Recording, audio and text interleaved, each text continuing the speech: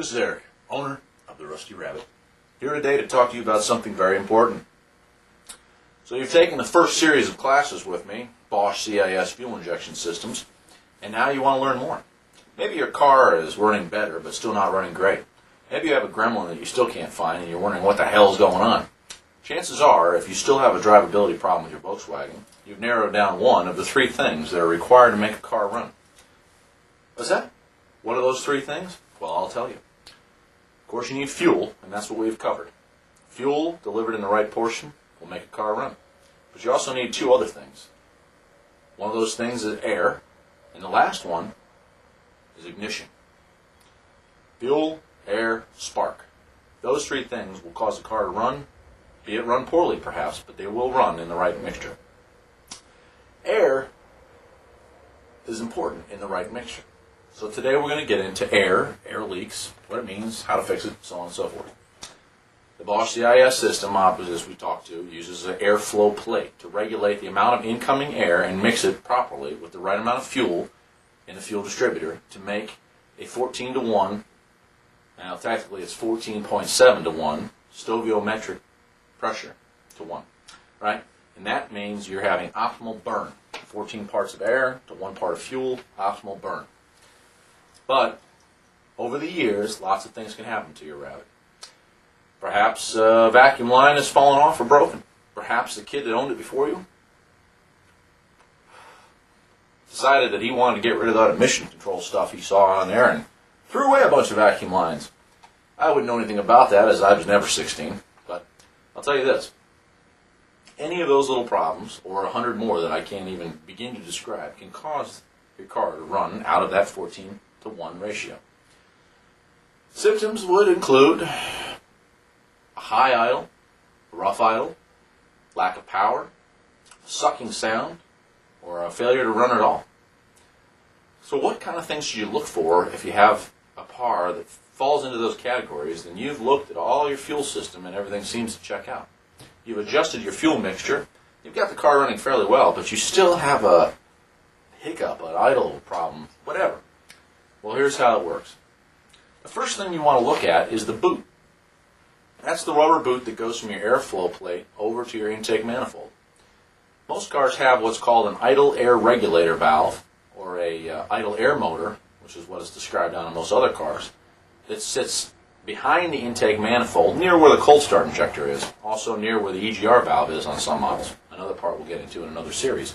But this idle air motor has a tube that on most cars runs from right near where the boot meets the throttle body. There's a tube that sits through the bottom, runs around the back of that car right over to that idle motor. That idle motor feeds air directly into your intake manifold. Think of it as a bypass valve, which is exactly what it is. During certain conditions, during certain temperatures, when the plates are closed to your throttle body, what it does is suck clean, fresh air, still metered though, from the other side of the throttle body around into the intake manifold, thereby bypassing your throttle body. An interesting system, right? Works good. Most cars, up until they came out with electronic controlled throttle bodies, came with an air motor of some type. Here's the catch.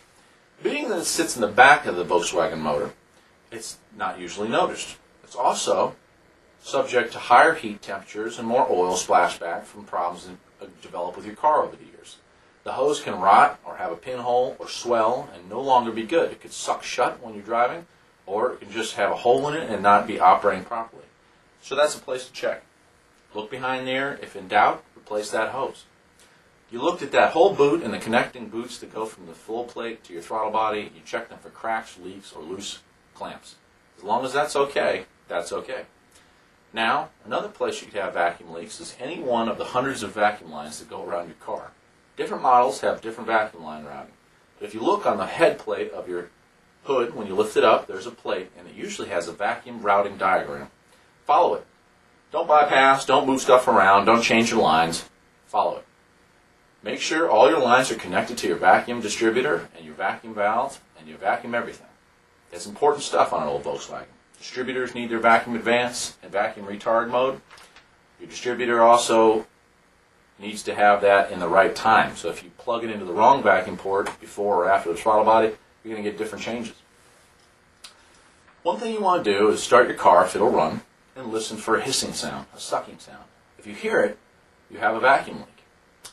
A good way to find a vacuum leak you can't identify is to get a can of carburetor cleaner or brake cleaner, and you want to spray it around your intake manifold gasket. That sits on the back by your fuel injectors. Speaking of fuel injectors, you want to spray around each injector to see if those rubber O-rings that fit on the injectors have got a crack or are hardened and are allowing air to bypass through. Any air passing by any of those leaks would be unmetered air. That would be air that does not pass through that flow meter that sits next to your fuel distributor. That would cause a change in the 14:1 ratio you're looking for and cause your car to have problems. Another place to look is the large vacuum line that goes into your brake booster on power brake booster cars, which most Rabbits are after the year 1976. If you have a hissing sound there, usually the rubber grommet that's there has gone bad, can easily be replaced. In a worst case scenario, the brake booster itself, the diaphragm inside has gone bad.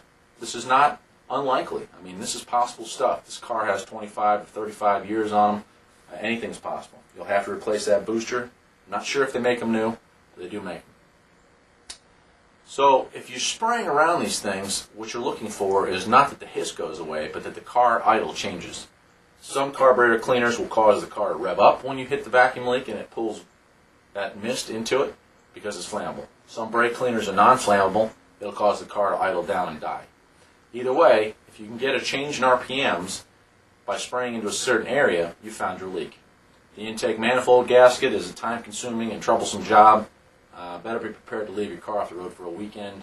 A lot of times there's gasket material that sticks to either the intake manifold or your head. All that has to be scraped off, and you want to be sure not to get any of it down inside of your intake, or you're going to have some serious problems when you try to start your car.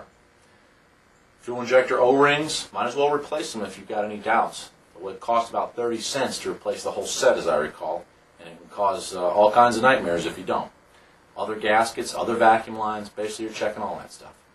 Once you have gotten rid of all your vacuum lines and your fuel system has been diagnosed and is sure to be in proper running condition, your car should run properly.